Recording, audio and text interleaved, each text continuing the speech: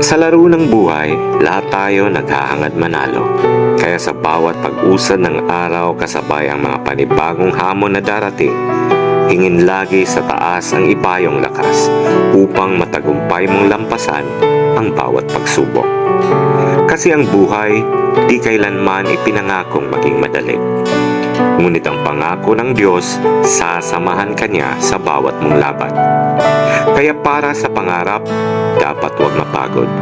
Remember that life is the most difficult exam. And you know what? Many people fail because they try to copy others without realizing that everyone has a different test paper.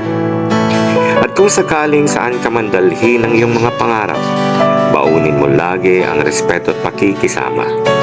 Because in this game called life, winning comes in different forms.